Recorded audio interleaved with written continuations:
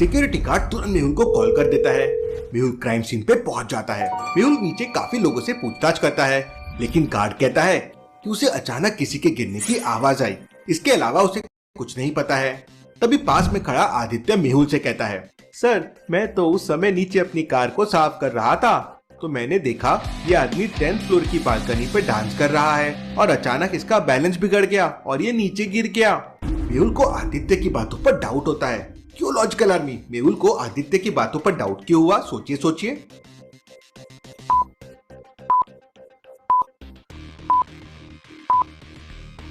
10th floor से गिरने के बाद बॉडी तो टूट जानी चाहिए थी, ब्लड निकलना चाहिए था, लेकिन बॉडी एकदम सही सलामत है और कोई ब्लड भी नहीं निकल रहा है। इसका मतलब वो आदमी इतने ऊपर से नहीं गिरा है। आदित्य झूठ बोल रहा है। मेहुल आदित्य का कॉलर पकड़ लेता है और उससे पूछताछ करता है, तो आदित्य डर जाता है और कहता है, सर ये बॉडी 1st फ्लोर से गिरी थी और मिस्टर राज ने मुझे 10,000 रुपए देकर झूठ बोलने के लिए कहा था। मेहुल राज को पकड़ने के लिए 1st फ्लोर पर पहुंच जाता है, लेकिन वहाँ का सीन देखकर मेहुल सरप्राइज हो जाता है।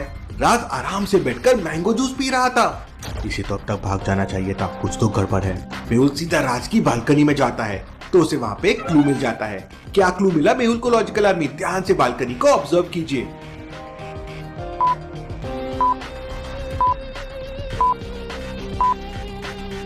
नीचे पड़ी डेड बॉडी में एक शर्ट का बटन मिसिंग था और ये देखिए वो बटन यहाँ पड़ा हुआ है।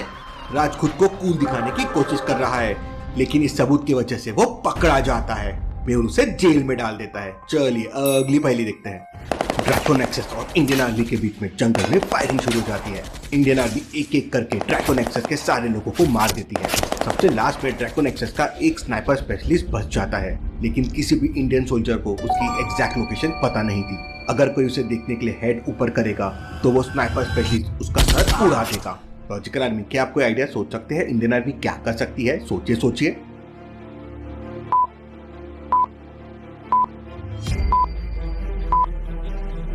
सूबेदार गगन सिंह अपना दिमाग लगाते हैं। वो अपनी बंदूक के ऊपर अपना हेलमेट रख देते हैं और धीरे से उसे पत्थर के ऊपर लेके जाते हैं। स्नाइपर स्पेशलिस्ट को लगता है कि वो सोल्जर मूवमेंट कर रहे हैं, तो वो हेलमेट को टारगेट करके फायरिंग करता है।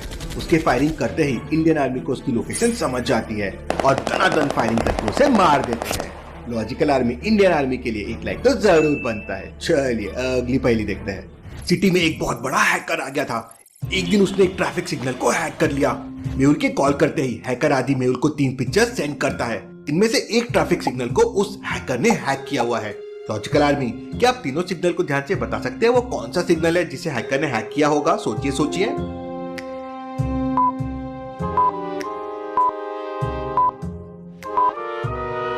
ये वाला सिग्नल हैक हो गया है। 2 डायरेक्शन के सिग्नल्स एक ही टाइम पे ग्रीन हो गए हैं। ऐसा कैसे पॉसिबल है? यहाँ तो एक्सीडेंट हो सकता है। मेहुल वहां के ट्रैफिक इंस्पेक्टर से बात करके ट्रैफिक खुद मैनेज करने के लिए कहता है।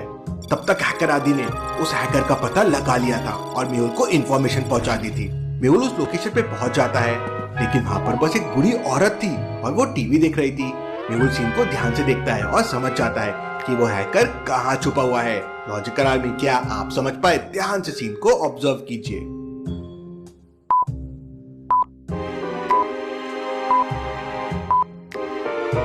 बूढ़ी दादी को ध्यान से देखिए।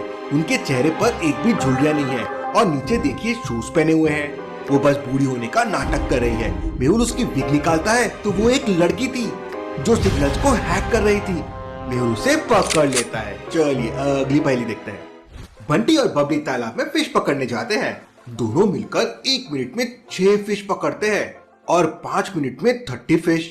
लॉजिकल आर्मी, अब समझिए, अगर बबली 5 मिनट के लिए कहीं चला जाता है तो अकेले बंटी 5 मिनट में कितनी फिश पकड़ पाएगा?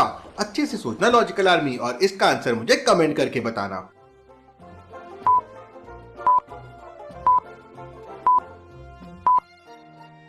ध्यान से देखिए, बंटी और बबली दोनों एक ही कांटे से फिश पकड़ रहे हैं। जब बंटी फिश पकड़ रहा था तो बबली आराम से एंजॉय कर रहा था और जब बबली फिश पकड़ रहा था तो बंटी आराम से एंजॉय कर रहा था। मतलब अगर एक चला भी जाए तो दूसरा 5 मिनट में 30 फिश ही पकड़ेगा। चलिए अगली पहेली देखते हैं। मेहुल ट्रेन में ट्रैवल कर रहा है और ट्रेन स्टेशन पर रुकी हुई थी। तभी अचानक एक चोर एक लेडी का मोबाइल छीनकर भाग जाता है। मेहुल तुरंत उसका पीछा करता है। लेकिन बुक स्टॉल के पास आकर चोर गायब हो जाता है। लॉजिकल आर्मी, क्या आप इस सीन को ध्यान से देख के बता सकते हैं चोर कहाँ छुपा हुआ है? अच्छे से सोचिए लॉजिकल आर्मी।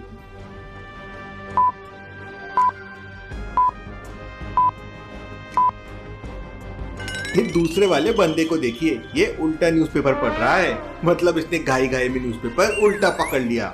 मेहुल उसका न्यूज़पेपर हटाता है तो वो वही चोर था।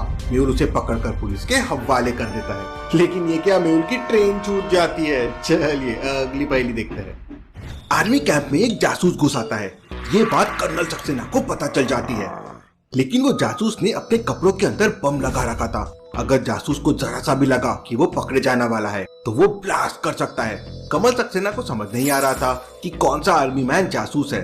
वो आर्मी कैंप के तीनों सीसीटीवी फुटेजेस को ध्यान से देखते हैं तो उन्हें एक बंदे पर डाउट आता है। लॉजिकल आर्मी, क्या आप इन तीनों फुटेजेस को देख के बता सकते हैं वो कौन सा आदमी है जिसपे कर्नल सक्सेना को डाउट आया? सोचिए सोचिए।